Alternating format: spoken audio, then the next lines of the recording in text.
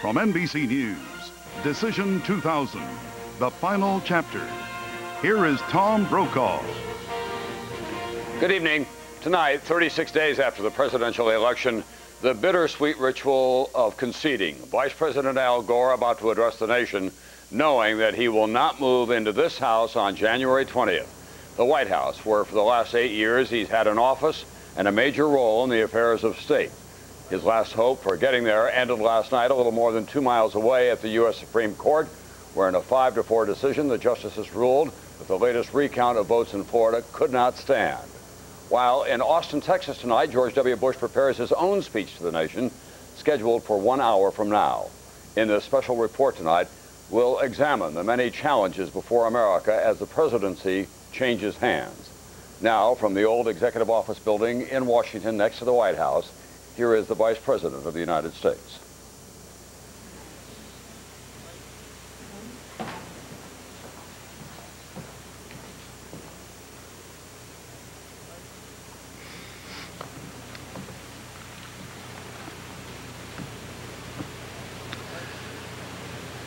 Good evening.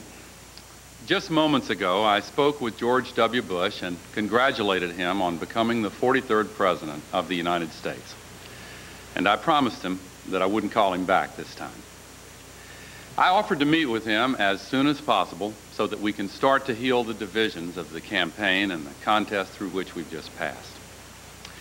Almost a century and a half ago, Senator Stephen Douglas told Abraham Lincoln, who had just defeated him for the presidency, "Partisan feeling must yield to patriotism." I'm with you, Mr. President, and God bless you. Well, in that same spirit, I say to President-elect Bush that what remains of partisan rancor must now be put aside, and may God bless his stewardship of this country. Neither he nor I anticipated this long and difficult road. Certainly neither of us wanted it to happen. Yet it came, and now it has ended, resolved as it must be resolved through the honored institutions of our democracy. Over the library of one of our great law schools is inscribed the motto, "Not under man, but under God and law." That's the ruling principle of American freedom, the source of our democratic liberties. I've tried to make it my guide throughout this contest, as it has guided America's deliberations of all the complex issues of the past 5 weeks. Now the U.S. Supreme Court has spoken. Let there be no doubt. While I strongly disagree with the court's decision, I accept it. I accept the finality of this outcome, which will be ratified next Monday in the Electoral College.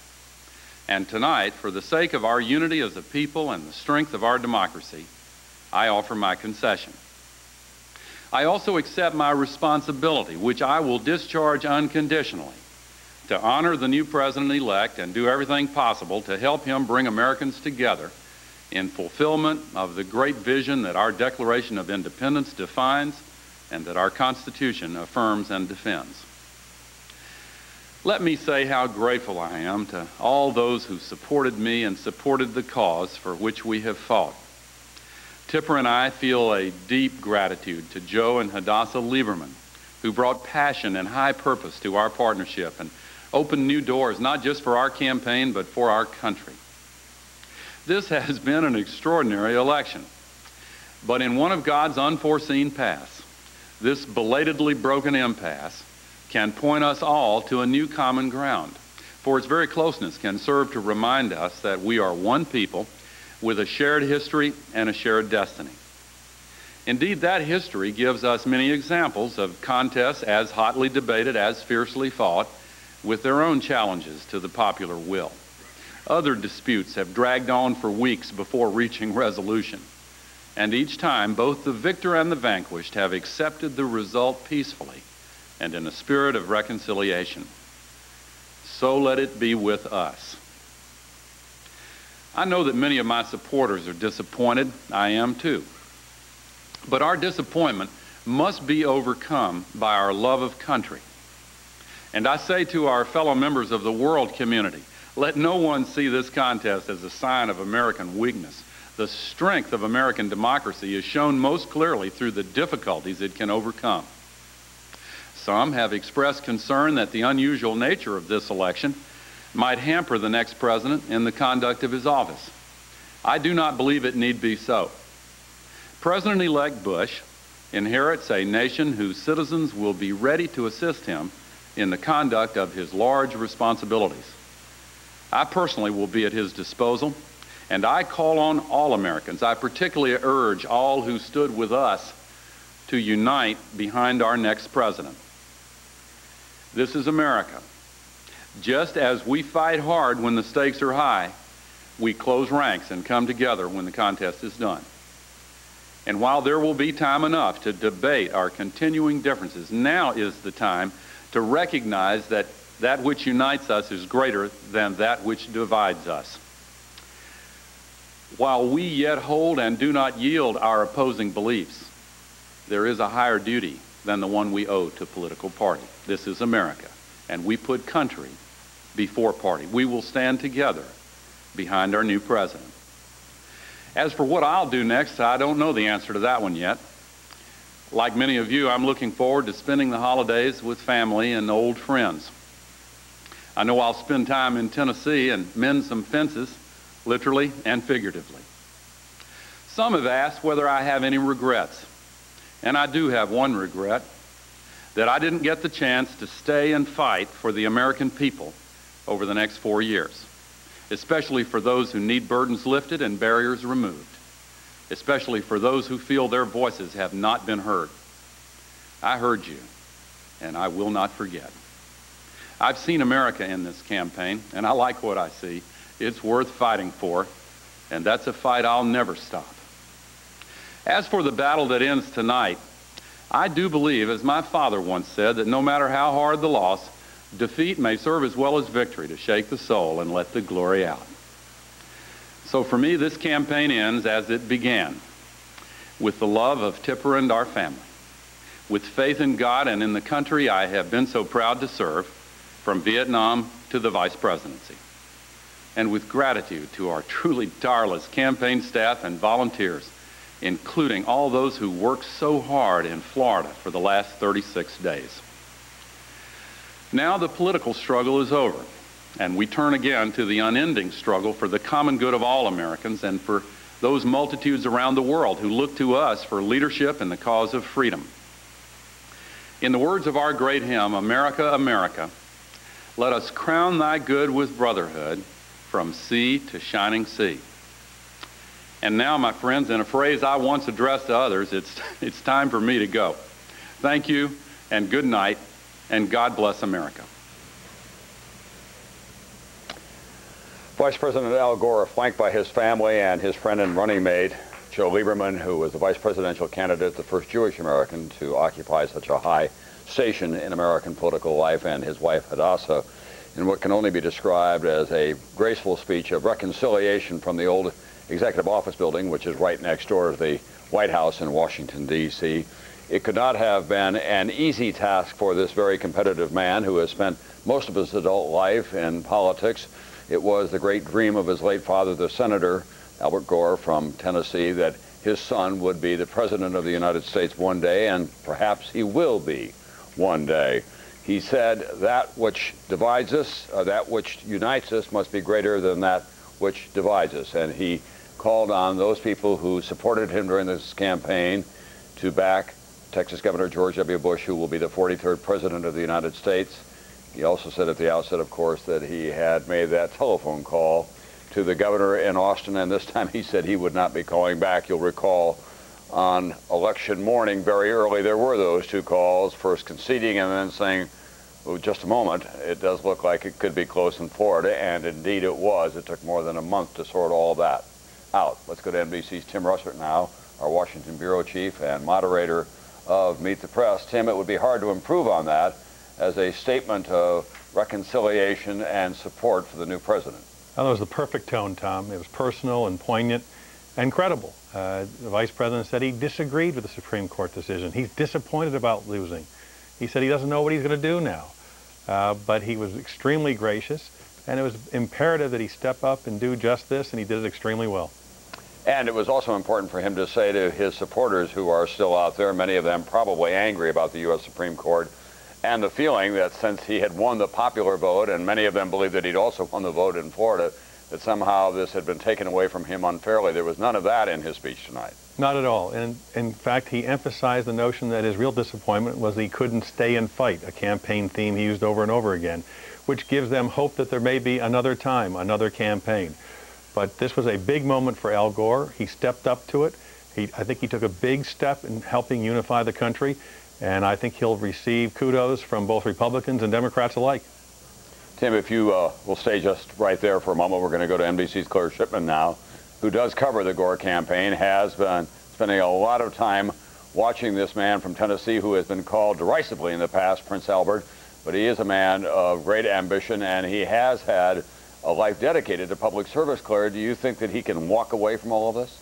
I think it's going to be very hard, Tom, and I think you could sense that tonight, and especially the bit you and Tim were just talking about in his speech, where his biggest regret is that he didn't get to stay and fight. I saw a sure hint there that he might like to come back and fight in 4 years. A couple things I thought were noteworthy. One, there was a lot of debate today about whether he would actually use the word concession, and he clearly did. But more, I thought that this was very much a speech crafted by Al Gore. He did write it. He spent a lot of time writing it, but it really reflected him. The bit of humor at the top, joking about that original concession call, the touch of personal sentiment about his own father, who went through a very difficult loss of his own, of his Senate seat.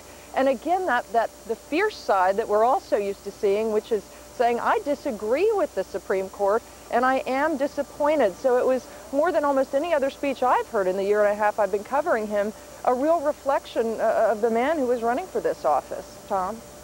Thank you very much, Claire Shipman. Final word from Tim Russert as we look from an analytical point of view about his place in the Democratic Party. A lot of Democrats tonight were not eager to appear on this program because within that party especially, they're wanting to take the measure of George W. Bush and trying to figure out just where they fit on the landscape. Do you think that they will welcome Al Gore back into the party ranks with open arms, Tim? Tom, that's still a large uncertainty. If Al Gore had lost this campaign on election night, I think the chances of him being the nominee in 2004 were extremely remote.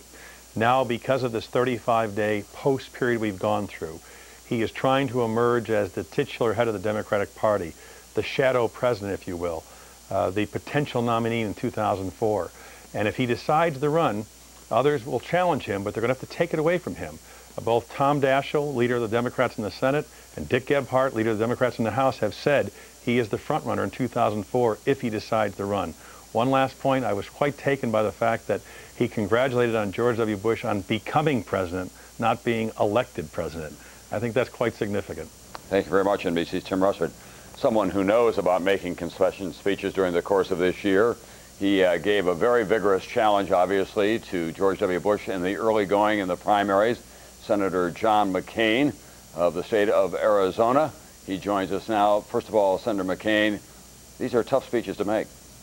They're very tough, and I think I could relate a little bit to what the Vice President did tonight, and therefore I'm very appreciative of the way he handled it. He handled it with grace and style and a certain personableness that perhaps we didn't always see during the campaign. I have to give him very high marks, and I think this is the first step on a road to reconciliation and unification of the country, and he certainly did his part tonight. Senator McCain, how much do you think this country has been wounded in a political sense by all that has gone on, not just in the past 36 days, but in the earlier parts of the campaign as well? Not as much as we had feared, but a little more than we had hoped. There are areas where we have to work together. I hope that rather than being discouraged by this scenario that we've been through, maybe we should be encouraged to do the things that the American people want us to do, including, by the way, beginning with giving money and assistance to assure that all Americans, no matter how poor the area they come from, that their vote is freely and fairly counted, including both parties joining together and going on college campuses and getting people to vote. As President Clinton said, no American can ever say again that their vote didn't count, so therefore that gives us a perfect opportunity to encourage participation, which, as you know, sadly has dropped off amongst young Americans. Do you find great sentiment for that across the party lines in Washington? I sense it with some, and I don't with others. The American people have to speak to their elected representatives. We don't want gridlock. We want you to reform the campaign finance system together, which I think, by the way, would be the first good manifestation of bipartisanship. We want you to reform Social Security. We want seniors to have prescription drugs. And why do you fight about it? Why can't you work together? If the elected representatives get that message, then I think that we will act. And again, the Vice President set a very excellent tone, which I'm sure will be followed up by the President-elect. Senator McCain, I want to bring in one of your fellow senators. He happens to be from the other party. He's from the embattled state of Florida, and that is Senator Bob Graham, who joins us now. Senator Graham, your state has been put through the mill. Let's begin with this whole question about election law reform, uniform ballots, better machines, tighter laws. Do you think that that's going to happen in Florida and across the country in the next 4 years? I do, Tom, and I think most of the work is going to be done at the state level. The states have the responsibility for organizing their elections. Several things we've learned as a result of this election. One is that the machinery that we're using is out of date, is inconsistent and unreliable. Second, we probably put too much emphasis at the local level in Florida, at the county level, and therefore don't have the kind of uniformity of standards and processes that we need to have. There is going to be a role for the federal government. One of those roles is going to be to deal with an important part of the electorate, and that is our men and women overseas who vote by absentee. That was a major issue in Florida. The federal government also can play a role in terms of providing some funding to states and local communities to help meet what's going to be a very significant bill to pay for all this new technology. Senator Graham, I want to put you up there side by side with Senator McCain. That is in a small way a reflection of where the United States Senate now is. It's 50-50. Senator McCain, you've said that you are willing to share power on your committees, but your leader, Senator Trent Lott, is not much interested in that. Are we going to get this worked out before January 20th? I believe so. I believe that both Senator Daschle and Senator Lott want to work this out. Senator Hollings and I have worked closely together for many years. He doesn't want the chairmanship. He wants me to be the chairman, but he wants equal representation. They do have equal representation. Unfortunately, Bob Graham's party got 50 votes, 50 seats. I think that there's going to be a goodwill effort to work that out, and I think we will, and frankly must. Otherwise, we're not going to begin addressing the issues of the day. And Senator Graham, when John McCain begins anew his crusade for campaign finance reform, will you be one of those standing beside him across party lines? Absolutely. It's fundamental if we're going to begin the process of restoring people's confidence that the government belongs to them and not those who happen to have the largest campaign checks. I believe, as John said earlier, that the comments made by the Vice President tonight were a very gracious end to the campaign and hopefully commencement of a period of national unity and goodwill. I wish the Vice President and Senator Lieberman well. Congratulations for a hard-fought campaign and best wishes for a continued service to the people of America. Senator McCain, have you had an opportunity to talk to Texas Governor George W. Bush in the last few days? And have there been any feelers from him or other members of his team about you joining the administration at a cabinet level? No and no. I would also like to mention, you know, there is a good outcome. All of us on both sides of the aisle look forward to welcoming Joe Lieberman back to the Senate. He's a valued member. But do you think it's going to be important for Governor Bush to have some Democrats or people from outside the inner circle of the Republican Party in his campaign to at least symbolically say to the country that I am interested in building new coalitions? I do, and I also believe that Governor Bush would, exactly as he did as governor of the state of Texas, will reach across the aisle and work together with Democrats on issues that are important and have the Democrats help him set the agenda. And so I'm hopeful and optimistic. Finally, Senator Graham, do you think that there will be a role for Al Gore in the future of the party, perhaps once again as a presidential candidate? There will be a definite role for Al Gore in the future of America, whatever that role might be. He's a very able, dedicated person, experienced. He has a great deal that he has offered and that he will offer in the future. And I'd also like to share John Simon. Welcome back, Joe. Thank you both very much. That's Senator Bob Graham of Florida and Senator John McCain of Arizona. Gentlemen, we're very happy that you're going to stick around because we are going to be hearing from Texas Governor George Bush tonight at 10 o'clock, and then we'll be getting your take on his speech tonight as well. Joe Lieberman, of course, ran simultaneously for the United States Senate and also for the vice presidency, and he will have a job. He doesn't have to worry about where he's going come January 20th. We'll be back with more of this special report on the challenges facing America right after this. While I strongly disagree with the court's decision, I accept it. I accept the finality of this outcome, which will be ratified next Monday.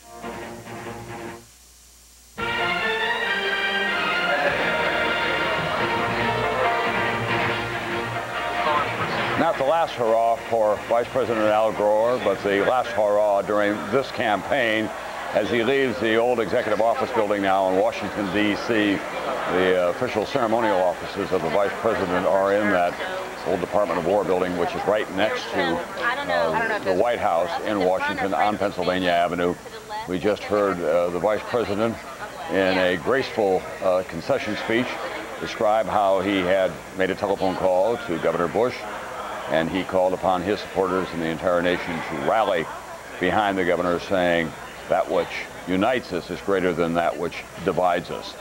The Vice President will go away with his family for a few days, and then he'll ponder his future. In the meantime, they also have the crush not only of the Christmas season, but of moving out of the Naval Observatory building on Massachusetts Avenue, a task that they must complete, of course, by January 20th, when former Secretary of Defense Dick Cheney and his family will move into that building. Tonight, the Vice President did call Governor Bush, and this time there were no, quote, snippy exchanges. Let's go to NBC's David Gregory now, who's covering the governor in Austin, Texas. David? Tom, I spoke to a top advisor who is with the Texas governor now, of course, the president-elect, as Al Gore calls him, and said that he very much appreciated Gore's phone call of congratulations and that one funny moment about the promise not to call back. Governor Bush, I'm told, found the vice president's remarks to be, quote, gracious.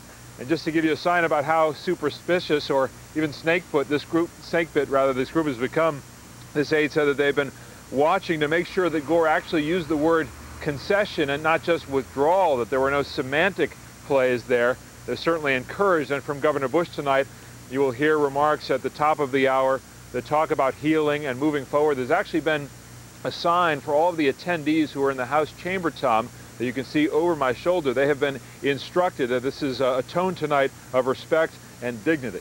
Tom? So no balloons, no popping of the champagne, no great joyous celebrations that we normally associate with the word coming that you are the president-elect. That's right. The celebration has been muted. Everybody today has described now President-elect Bush as indeed very sober and filled with the sense of the importance of this moment now and the task ahead for him. Thanks very much, David Gregory. Well, part of the reason for that, of course, is that politicians first learn to count, and the virtual tie in the voting and the protracted battle over the election's outcome have left deep and angry divisions in this country. What can President-elect Bush say tonight? What will he have to do to heal the wounds and unite the nation? Let's show you, first of all, the electoral and the popular vote in the country as it exists right now. The Vice President of the United States has more popular votes, 337,000 out of a little more than, we think, 100 million that were cast in the Electoral College, which is what really counts, obviously.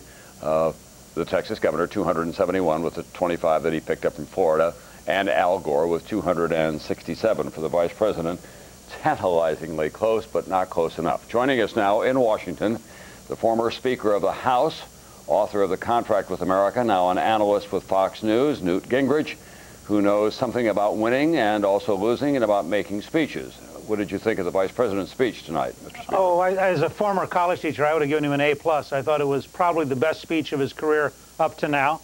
I think it also opened a great future for him. He did really everything he could have done. He was gracious, he was humorous, he was patriotic. He, I think, did a lot to move the country away from precisely the division you're talking about. And I don't think we can tell what the future holds. But I thought it was a remarkably good speech. And as I said, I think probably the best speech of Al Gore's life up to now. Mr. Speaker, part of what was lost in the tumult of the past 36 days was a speech that you gave, in fact, in the Capitol, and I'd like to share it with our audience tonight as I read it for them. You said, if we as a nation will truly listen to each other, if we who are white will understand why African Americans feel agony at over 1 million young men in jail, if in return liberals will understand why they have no base left in rural and suburban America, because people don't believe they understand and care about the kind of America that working Americans in rural and suburban America care about. If we truly listen to each other for a little while, we could accomplish an enormous amount. We could renew this country again, and we could have a remarkable decade. A good many people, I suspect, will be saying, Mr. Speaker, tonight, well, looks like Newt Gingrich has learned something in the past 4 or 5 years. Well, maybe I have, but part of it is just the sheer difference. We won with the contract with America with a pickup of 51 seats, 53 seats, with the largest one-party increase in off-year voting in American history. There was a genuine mandate. I think there's a mandate now. It's a mandate to slow down, to listen to each other, to work on practical, common-sense, non-ideological solutions, and to genuinely build a common community. I think that's what the country wants. The right is saying to the left, we'll veto what you want to get. The left is saying to the right, we're going to veto what you want to get. But I think underneath it all, these 36 days may have actually in the long run been historically helpful, because they gave all of us a chance to stop and realize this is, and I think Al Gore did a great job just now of reemphasizing this. This is a great country. This is a country worth listening to each other. This is a country worth, frankly, having Phil Gramm and Jesse Jackson talk with each other. It's a country worth having Hillary Rodham Clinton as a brand new senator sitting down and talking with Tom DeLay. It's a country worth actually having a dialogue and not just assuming that we have to be partisan and be divided. And I think we're in a different setting and a different time. And I hope and I believe that Governor Bush and President-elect Bush now may in fact have precisely the personality to be open to bring people together in a way that won't count early on in Washington. You won't be able to describe it intellectually. But in Texas, certainly, he had a remarkable ability to reach across the aisle to Democrats. And I think if he brings that to the whole country, with Vice President Gore's active help, which I believe tonight he sincerely offered, I think we could be a much healthier place 2 years from now. Mr. Speaker, just today, however, one of your former colleagues, who is the House Majority Whip, Tom DeLay of Texas, the man that you just referred to, said, for the first time since he's been in Washington, we have a Republican president and what he described as a Republican Congress. Therefore, the opportunity for what he said was an unfettered Republican agenda. That does not sound non-ideological to me. Well, I didn't describe what I thought the Republican whip in the House ought to say. I described the President of the United States. I think George W. Bush, as President of the United States, has an ability to reach out to all Americans and basically to say to Tom DeLay or anybody else who wants to disagree, that's fine. Because I think the American public, the country at large, including most of Tom DeLay's constituents, are going to be much more inclined to follow a unifying president than a dividing president. Remember, Bill Clinton started his 8 years with 43% of the vote. He built a presidency. As you well know, John F. Kennedy started with a very, very tiny plurality. He built a presidency. Abraham Lincoln started with a very small, with a minority vote, about 42%. He saved the Union. So I think, you know, people have to decide about President-elect George W. Bush, not about Tom DeLay. And my only hope would be that Tom DeLay would look at the Gore speech, listen to the Bush speech in a few minutes, and realize we're in a different time, and we need a unifying, healing approach to build a common community. We don't need an ideological, divisive approach in the near future. Finally, Mr. Speaker, now that you've had a chance to reflect on this as a private citizen, any regrets or second thoughts about your own leadership style when you were the Speaker?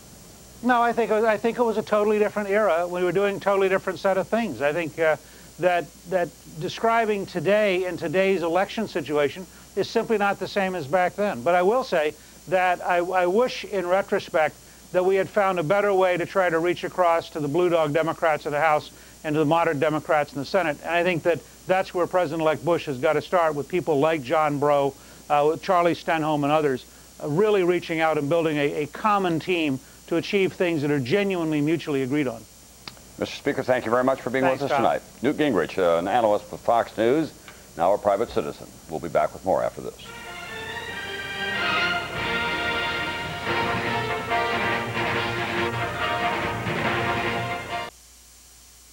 if you're sick and tired of pitting one group of people against another, if you're looking for somebody who's a uniter, not a divider, you got a place in this campaign.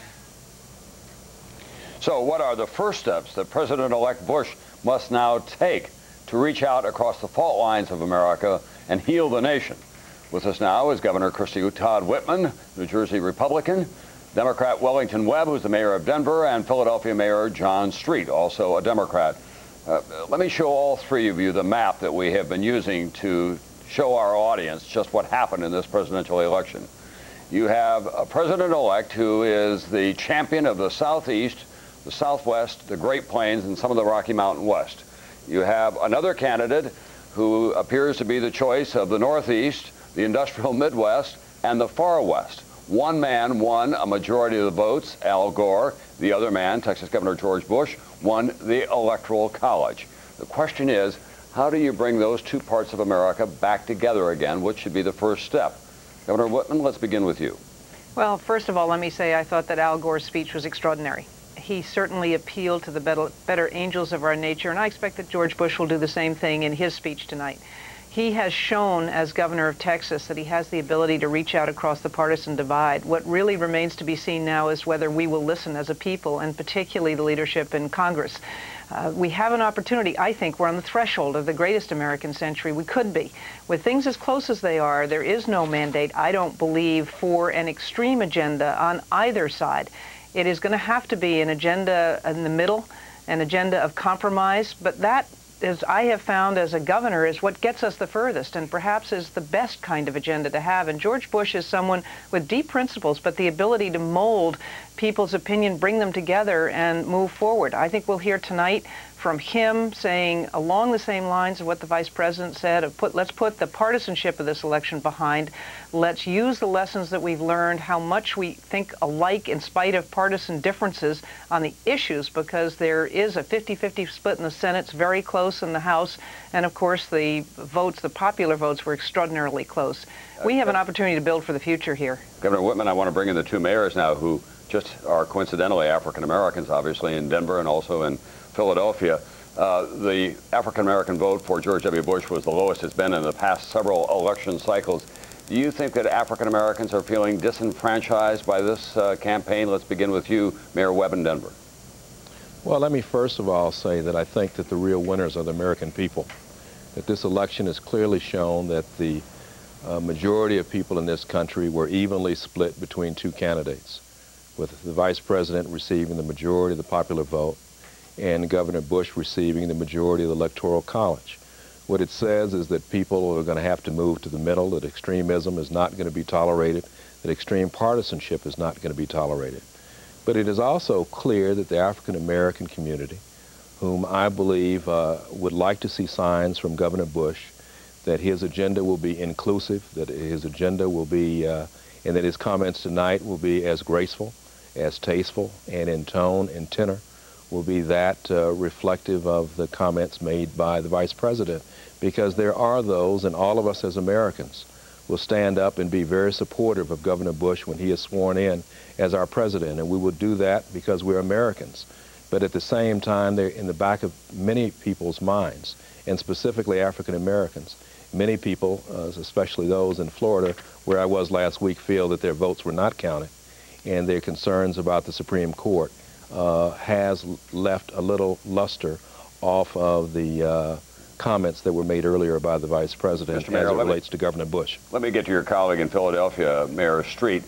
Jesse Jackson has made it clear that he intends to continue his crusade against George W. Bush. Do you think that's a good idea, Mayor Street? Well, I think the election is over, and I'm extremely proud to have been a supporter of Vice President Al Gore. I think he ran a great campaign. I think he gave a great concession speech tonight, and I think it is incumbent upon all of us who are his ardent supporters to now follow our leader. He has said to us, it is now time to bring the country together and work with the new president, and that's exactly what I think people will do. We have a great democracy here with a great tradition of following and working with the leaders that are selected in this country, and I think that's what we'll do. But we're going to be looking very carefully to see what the new president does. Many of us were impressed with what he said. We're going to look to see that, that the new president, the new government, works on the problems of city. In our great city, we have a tremendous need for federal support for public education and many other concerns, infrastructure concerns and other problems we have in our city. And what we are interested in is a president that is going to work with all of the country, that is going to work with the cities, the urban areas, and in many of the areas that were big supporters of Vice President Al Gore. The election is over, and what we are interested in now is a government that is going to serve the needs of all of its people. And I think if the president-elect does that, then he's going to find that he will have great support in metropolitan areas and in cities throughout the country. Mr. Mayor, thank you very much. And Mayor Webb in Denver, thank you very much. And Governor Christie Whitman, thank you very much as well in New Jersey. Up next, controversy still raging over the tangled and contentious ruling from the U.S. Supreme Court. What are the consequences for the highest court in the land?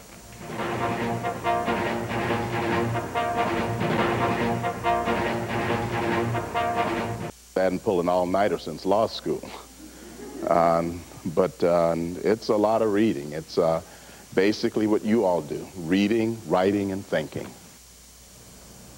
Clarence Thomas today in a rare public appearance talking to law students about what has been going on in the highest court of the land for the past several days now. He did not ask a question during the course of oral arguments, but he did share with those students today some of his thoughts about what it's like to be on the court.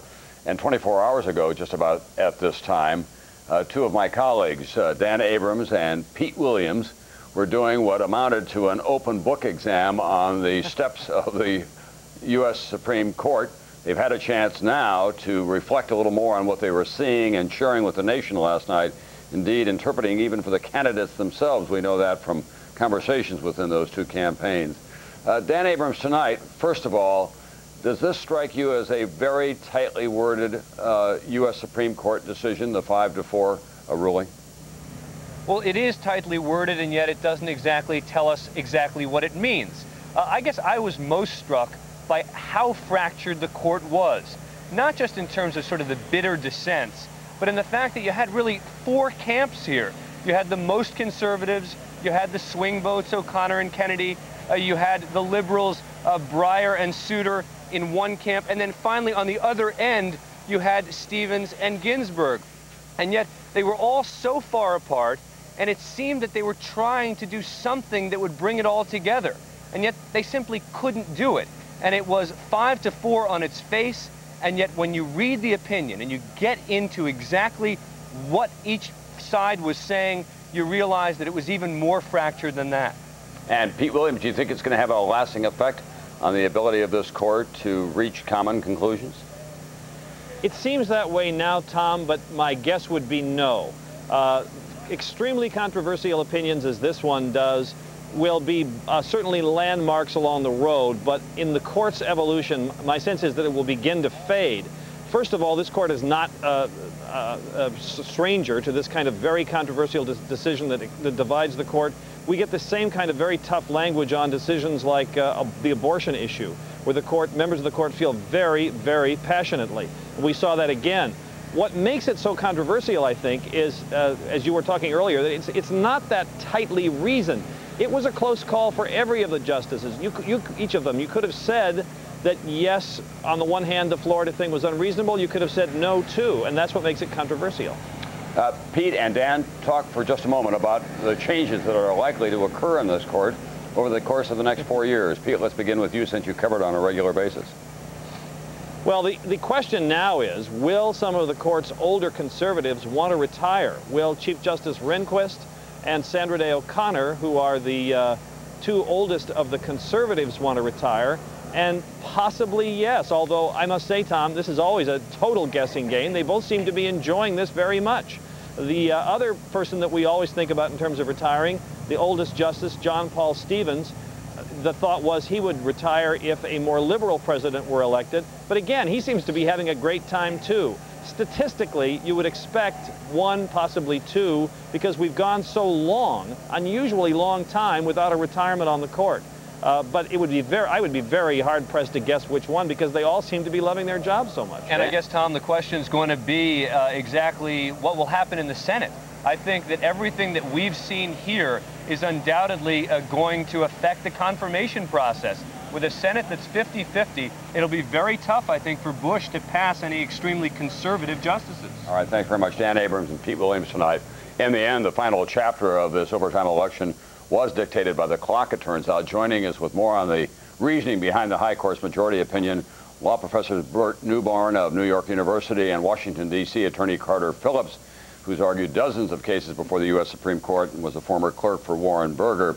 Mr. Newborn, let's begin with you. Professor Newborn, do you think that the court had sound reasoning when it said that the conflict between the 14th Amendment, equal protection under the law, and the calendar simply could not be resolved, and so they came down on the side of ending all this last night, effectively? I don't believe the reasoning was sound, but I want to make a distinction between criticizing the opinion and criticizing the justices. I think criticizing opinions is fair game. I mean, we have every right to say whether we think an opinion is right or wrong.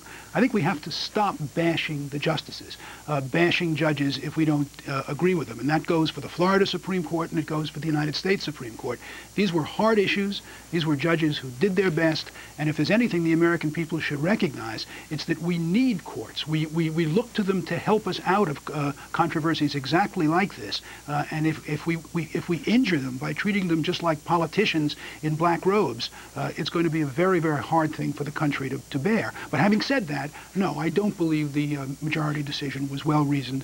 I think there was absolutely no reason why they couldn't have sent it back to the Florida Supreme Court and seen whether the Florida Supreme Court couldn't have helped work out a standard that would have allowed all the votes to be counted by December 18th. And we will never know now how that vote count would have turned out. Carter Phillips, I've been listening to the two of you all day long. I know that you have a contrary point of view.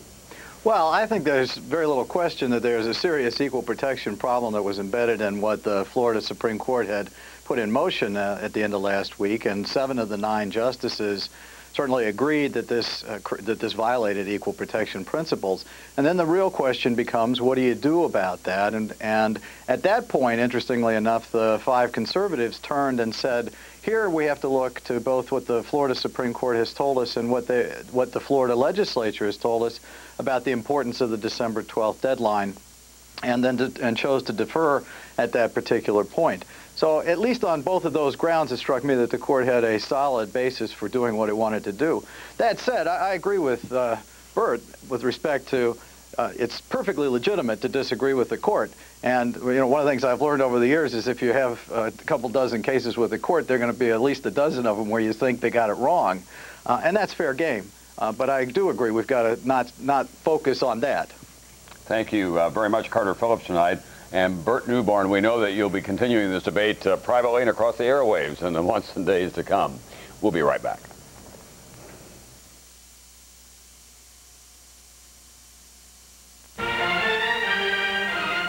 The Great Divide in America, 2 points of view tonight from Maine to California. Republican Senator Olympia Snowe from Maine, and in California, California Governor Gray Davis. Let's begin with Senator Olympia Snowe, if we can. Senator Snowe, I know that Dick Cheney tonight was working Capitol Hill talking to Republicans up there about some of his concerns. What was on his mind? Well, I think first and foremost, obviously, is how best President-elect Bush and Vice President-elect Cheney will work in Congress on the issues that are so important to this country and the issues that President-elect Bush spoke about during the course of his campaign. And we wanted to extend to him our support, our resources, in order to make sure that we could fulfill that agenda on a broad basis, and also underscoring the significance of working across party lines. You heard Newt Gingrich earlier, I'm sure, say that the Republicans have to learn to reach out to Hispanic Americans and also especially to African Americans. Is that a concern of the new Vice President? Yes, in fact, we had a discussion concerning both African Americans and Hispanics and what we could do in working with President-elect Bush in order to ensure that we can get the kind of support that is going to be important for the future of this country and bringing the country together and working on those issues that are going to be so crucial to those communities. And so absolutely, that is something that he raised and he recognizes is so important to their agenda, and they plan to work on it for the future of this country. California Governor Gray Davis, you represent America's polyglot state. It has been a strongly Democratic state in these last 2 election cycles. Now, are you feeling all the more removed from the center of America? No, we feel very much a part of America, and I think Al Gore reached out to all America, ran a good race. We're all disappointed that he didn't quite make it. But I do believe we should remember we're all God's children, and to the extent we can work together, find common ground, hopefully move to higher ground, it enables us to solve problems, and I think that's what Americans want, not just governors, but all the elected officials to do. Not just give a good speech, but actually solve the problems they hired us to solve. The #1 problem in California these days seems to be public education. George W. Bush is talking about using federal funds for vouchers if schools don't shape up. Could you support that? Well, I don't prefer it. You know, the voucher initiative in California lost 71 to 29.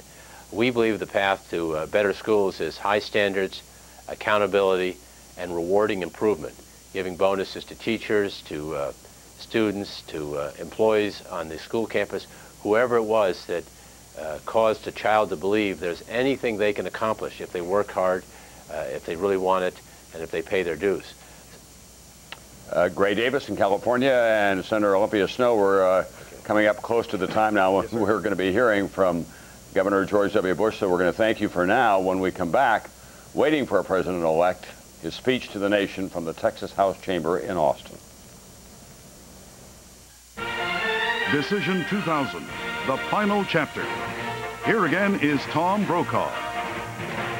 That's the Texas State Capitol in Austin, Texas, and momentarily we do expect to hear from the President-elect of the United States, George W. Bush, the sitting governor of the state of Texas, which will very shortly have a new chief executive, of course, as George W. Bush becomes the 43rd president of the United States. About an hour ago, Vice President Al Gore formally conceded after making the call to the Texas governor.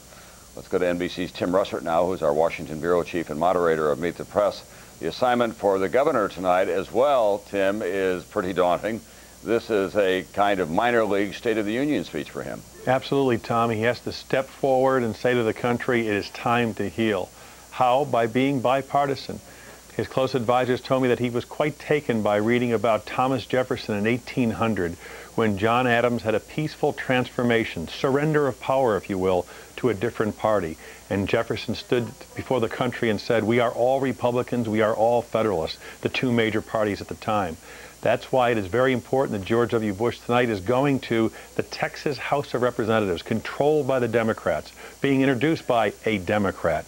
And his closest friend in state government was the late Lieutenant Governor Bob Bullock. George W. Bush tonight reaching out to both parties, Tom. And Tim, it seems to me that he has no greater challenge once he gets to Washington than to not just reach out to Democrats, but he's going to have to find some kind of an accommodation with the Republican leadership in the Senate and the House as well. I'll ask you to keep your remarks brief here as we keep our eye on the chamber at the Texas Capitol, Tim. With a 50-50 Senate and only 9-seat advantage in the House, there can be no far-right agenda. There has to be a centrist government. Both President Bush, President-elect Bush, and Vice President-elect Cheney understand that. All right, thanks very much, NBC's Tim Russert. Let's go now to the chamber of the House of Representatives in the Texas State Capitol, the ornate chambers, and we'll hear from the Speaker, Pete Laney, who is a Democrat. He will be introducing the President-elect of the United States.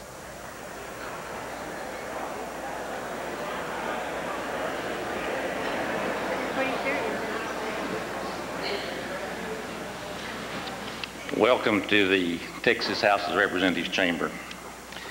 It was about this time, about 6 years ago, that we were preparing to inaugurate a new governor in Texas. Many of us wondered what kind of leader he would be. We wondered how he would bring everybody together after a hard-fought election. Tonight, many people in our country are asking the same questions about George W. Bush. When he became governor, he reached out to members of the legislature of both parties.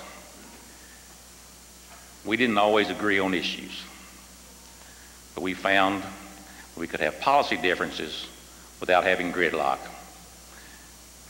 We could have debate without bitterness, and we could reach agreements and solve problems without sacrificing our principles. Above all, we learned that Governor Bush is a leader you can trust and respect. It is my honor to introduce to you a man who has earned my trust and respect, the Governor of Texas, my friend, the President-elect of the United States, the Honorable George W. Bush.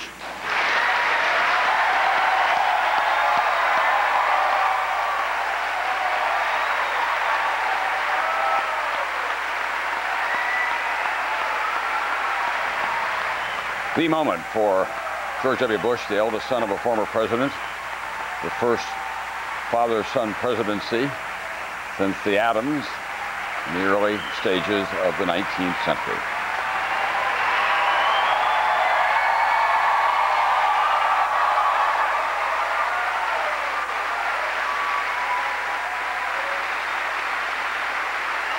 Thank you all.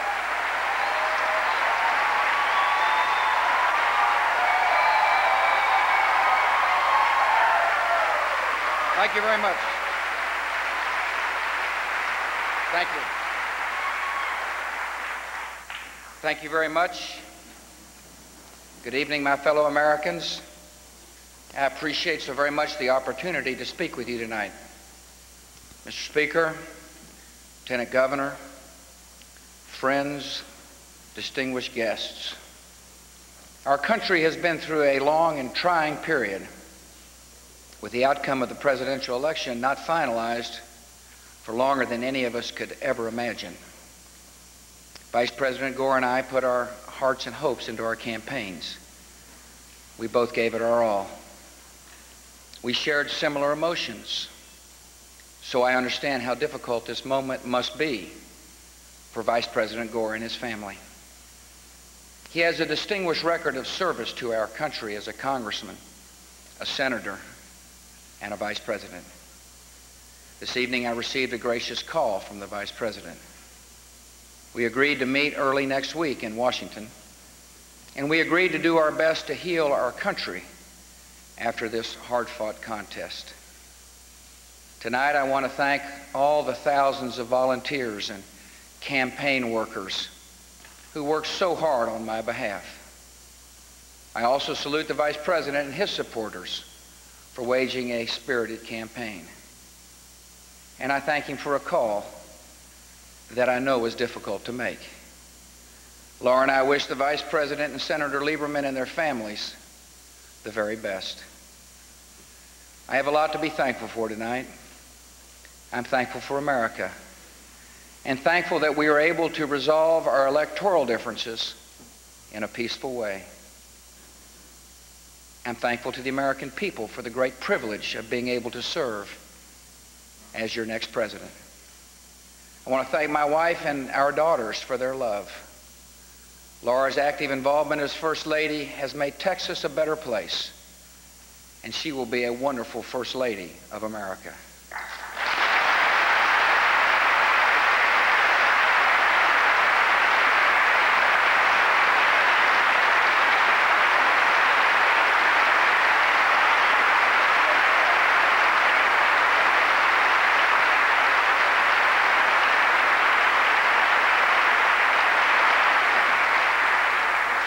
I am proud to have Dick Cheney by my side, and America will be proud to have him as our next vice president.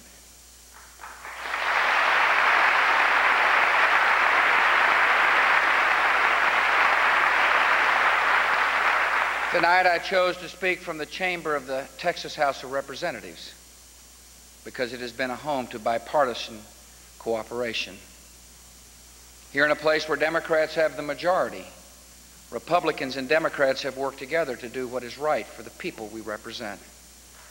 We've had spirited disagreements, and in the end, we found constructive consensus. It is an experience I will always carry with me, an example I will always follow. I want to thank my friend House Speaker Pete Laney, a Democrat, who introduced me today. I want to thank the legislators from both political parties with whom I've worked. Across the hall in our Texas Capitol is the state Senate. And I cannot help but think of our mutual friend, the former Democrat Lieutenant Governor Bob Bullock. His love for Texas and his ability to work in a bipartisan way continue to be a model for all of us.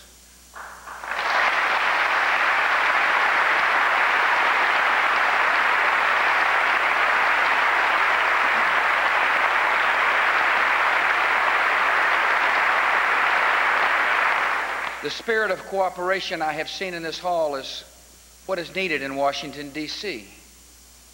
It is the challenge of our moment.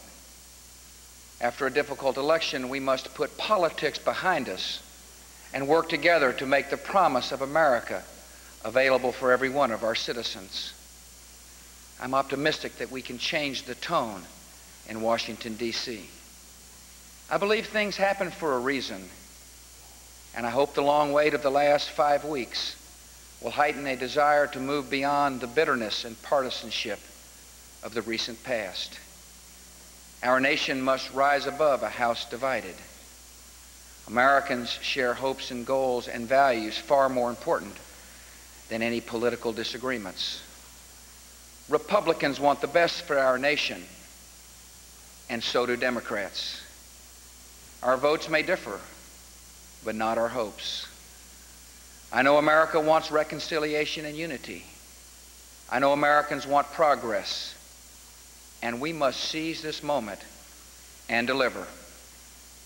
Together, guided by a spirit of common sense, common courtesy, and common goals, we can unite and inspire the American citizens. Together, we will work to make all our public schools excellent, teaching every student of every background and every accent so that no child is left behind. Together we will save Social Security and renew its promise of a secure retirement for generations to come. Together we will strengthen Medicare and offer prescription drug coverage to all of our seniors. Together we will give Americans the broad, fair, and fiscally responsible tax relief they deserve. Together we will have a bipartisan foreign policy, true to our values and true to our friends. And we will have a military equal to every challenge and superior to every adversary. Together we will address some of society's deepest problems, one person at a time, by encouraging and empowering the good hearts and good works of the American people. This is the essence of compassionate conservatism, and it will be a foundation of my administration. These priorities are not merely Republican concerns or Democratic concerns. They are American responsibilities. During the fall campaign, we differed about the details of these proposals, but there was remarkable consensus about the important issues before us: excellent schools, retirement and health security, tax relief, a strong military, a more civil society. We have discussed our differences. Now it is time to find common ground and build consensus to make America a beacon of opportunity in the 21st century. I'm optimistic this can happen. Our future demands it, and our history proves it. 200 years ago, in the election of 1800, America faced another close presidential election. A tie in the Electoral College put the outcome into the hands of Congress.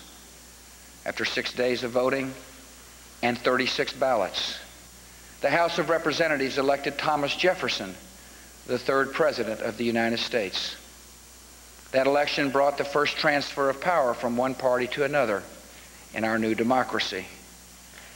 Shortly after the election, Jefferson, in a letter titled Reconciliation and Reform, wrote this: "The steady character of our countrymen is a rock to which we may safely moor. Unequivocal in principle, reasonable in manner, we should be able to hope to do a great deal of good to the cause of freedom and harmony." 200 years have only strengthened the steady character of America. And so as we begin the work of healing our nation, tonight I call upon that character: respect for each other, respect for our differences, generosity of spirit, and a willingness to work hard and work together to solve any problem. I have something else to ask you, to ask every American. I ask for you to pray for this great nation. I ask for your prayers for leaders from both parties.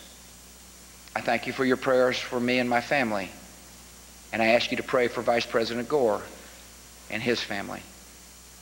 I have faith that with God's help, we as a nation will move forward together as one nation, indivisible. And together we will create an America that is open, so every citizen has access to the American dream. An America that is educated, so every child has the keys to realize that dream. And an America that is united in our diversity and our shared American values that are larger than race or party. I was not elected to serve one party, but to serve one nation. The President of the United States is the President of every single American, of every race and every background. Whether you voted for me or not, I will do my best to serve your interests, and I will work to earn your respect. I will be guided by President Jefferson's sense of purpose, to stand for principle, to be reasonable in manner, and above all, to do great good for the cause of freedom and harmony. The presidency is more than an honor. It is more than an office. It is a charge to keep, and I will give it my all. Thank you very much, and God bless America.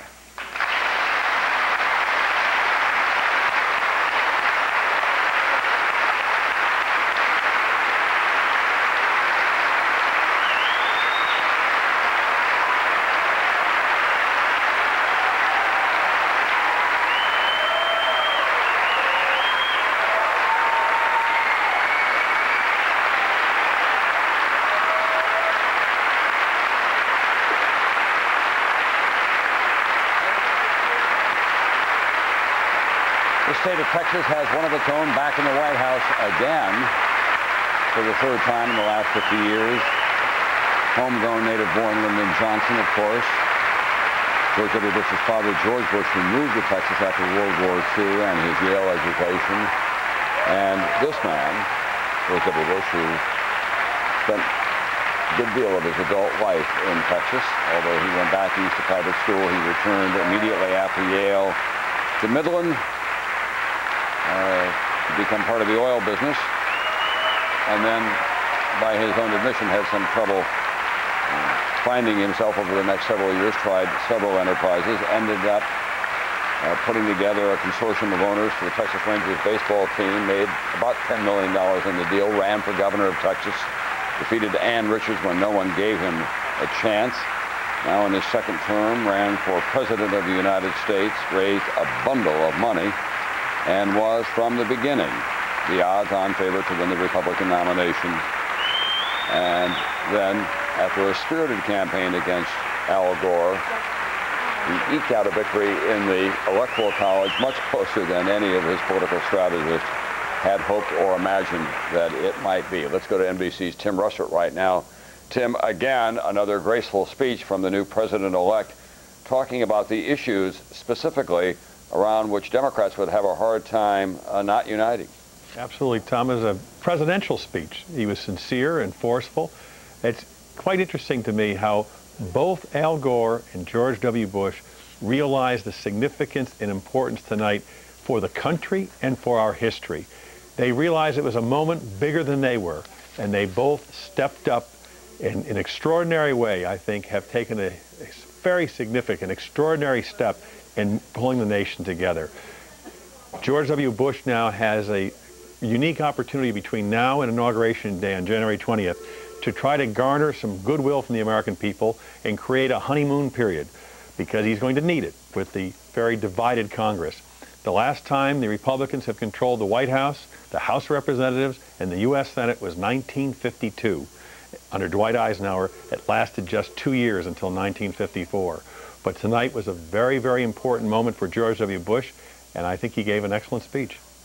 Tim Russert, thank you very much. Now let's go to two senators, one from each side of the aisle, who joined us tonight, Senator John McCain of Arizona and Democratic Senator Bob Graham from the state of Florida. Let's begin with you, if we can, Senator McCain. I saw or heard nothing in the speech about campaign finance reform. It is your great passion, of course. Tim Russert talked about a honeymoon. Are you going to give the president-elect a honeymoon on campaign finance reform? I want to work with the president-elect on this issue. We have discussed the fact that we need to work together on it. I hope we can. We need to take it up early, and I think it's very important that we do that before the Bush legislative agenda comes over to the Congress. We can get it out of the way in 2 or 3 weeks, and clearly we would do it in a bipartisan fashion. I think it would send a great signal to the country. Are they trying to get you to delay your plans, however? I have not been asked to do that. I know that there is significant resistance in some quarters in my party. I hope my party may have learned a lesson from the last election that money doesn't win elections. And let me ask Senator Graham now. Here tonight, Texas Governor George Bush was talking about fixing Social Security and giving senior citizens the prescription drug coverage they deserve under Medicare. It'll be hard for Democrats to walk away from that idea. It certainly will be, and it'll be hard for Americans to walk away from something that's so important to reforming Medicare into a program that not only deals with people after they've become diseased, but helps to keep them well, and prescription drugs is a key to that. I believe that there is a very logical compromise to be found on both the issues of prescription drugs and a patient's Bill of Rights. They are answers which are going to be found inside the 40-yard line of the field of congressional politics, and I hope that's where the new president intends to play the game. And Senator Graham, there is some talk, I know, on Capitol Hill of the Democrats laying out, in effect, for the next 2 years, letting the Republicans try to run this on their own so they can go after them hard in the off-year elections in 2002. Do you think that's a wise strategy? That would be a horrendous strategy. Politics is not an end in itself. Politics is the means to effectively representing the will of the people through the democratic process. And if all we do is go from one election to the next, building up animosities and then splattering them out at the next election, we have not fulfilled our basic responsibility. We have an obligation to do what the people of America want, and I am confident that Republicans and Democrats will come together towards that common responsibility. Senator McCain, the governor once again repeated tonight what he believes is the need for broad, uniform tax relief for this country. The economy is slowing. You were critical of the governor's tax plan when you were contesting with each other during the primaries. Do you think that he ought to have that high on his agenda? I think there are some areas of tax cuts that we are in agreement on. Elimination of the marriage penalty, significant lifting of the so-called estate or death taxes, and I think there's other areas where we can work together on. I think that perhaps the governor might send over his whole tax package and then negotiate those areas in which we can agree and act on. I thought he gave an excellent speech. I think it was very inclusive, and I think he said all the right things. I think we've seen two truly outstanding speeches tonight that Americans can be proud of. Senator Graham and Senator McCain, thank you very much. Final question for you, Senator McCain. Do you have a lot more ties like that in your collection? Well, only at Christmas. Thank you for noticing, though. I hope it didn't blind you. Thank you very much, Senator McCain. Thank you. Tom, I'd like to give both you and Senator McCain one of my ties. All right, thank you very much. We'll take free ties anytime. No payola here. We'll be back with the historic test before this new president-elect and the Congress of the United States. Indeed, the test for all of us as we begin a new century right after this.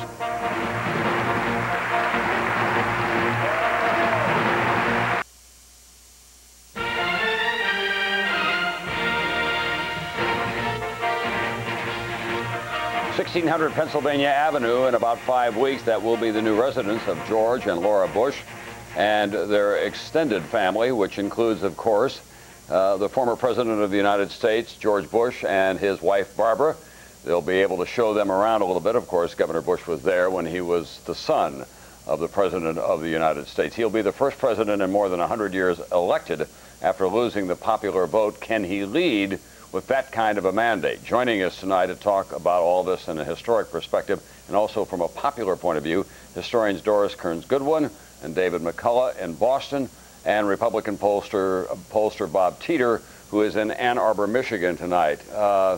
You have been writing, David, about the Adams family. Doris has been writing about FDR, and tonight We had George W. Bush referring to Thomas Jefferson, the godfather of the Democrats, and Al Gore raising Abraham Lincoln, who is the father of, after all, the modern Republican Party. Is that a good step in the right direction in your judgment, David? Well, I think not only did they give good speeches that they needed to give, but they said what we needed to hear. The reference to the 1800 election is very potent, because the 1800 election was probably the most vicious, hard-fought election in our history. And Thomas Jefferson only won because he carried New York State with a difference of 250 electoral votes in the New York City vote, and Adams would have been president. And then, of course, he was caught, Jefferson, in a tie running against the man who was supposedly running as vice president, Aaron Burr. And as President-elect Bush said tonight, or Tim Russert, that went to 36 ballots. On the 36th ballot, Jefferson was only elected because of the change of one vote. One man from one small state of Delaware, James Baird, changed his vote, and Jefferson was president. But we never judged Thomas Jefferson by the fact that he only was elected by one vote. How a president is appraised, how a president is respected, and how effectively he governs and moves the people depends on leadership. And so when President-elect Bush said tonight the same old wonderful themes in American history of union, reconciliation, opportunity, progress, those are the same strains that ran 200 years ago.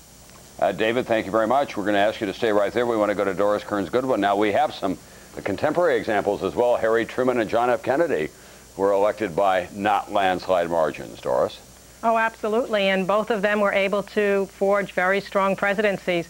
You know, what struck me tonight was that perhaps the most unusual election in our history ended. It came to an end with perhaps the most unusual set of speeches. Most concession speeches are totally forgettable. The only one we seem to remember in recent memory is Richard Nixon's bitter speech in 1962, and the victory night acceptance speeches are really forgotten by history. Both of these, I believe, will be remembered. I think what Gore did was to speak not so much as a defeated candidate, but to speak to the nation's values. He talked about the rule of law.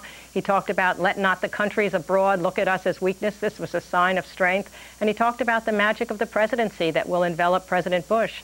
And I think what Bush did, which was so brilliant, was to speak before the House of Representatives there. He's not as good, nobody is as good, just speaking straight to the teleprompter, except maybe Ronald Reagan. And so to have that group of people there with energy to give him a sense of somebody to talk to, and to have the symbolism of that Democratic chamber, and as David said, to talk about the fact that conciliation and compromise, one of the old founders, I can't remember which one at the moment, said, what are the three principles of our American government? And he was asked, he said, well, compromise is the first, and then he said, the second is compromise, then he said, the third is compromise. Well, I think that was the tone tonight. These two speeches will be remembered. America was well served. Doris, you know how reluctant I am to try to correct you or even to raise a question, but were you thinking of Richard Nixon in 1964 when he lost the California governor's race and said you won't have Dick Nixon to kick around anymore, as opposed to 1962 when he lost to John F. Kennedy? No, I was thinking of 1962 when he lost the race in 62. It was 60 that he lost to Nixon, to Kennedy, 62, right? 62, that's right. So once I've got it right. Right, and it was the governor's race, not the presidential race. Let's go to Bob Teeter now. This country has been put through the ringer, in effect. Bob Teeter, do you think that we are not as divided as the electoral map would indicate, that in fact the country is just a millimeter apart to some degree?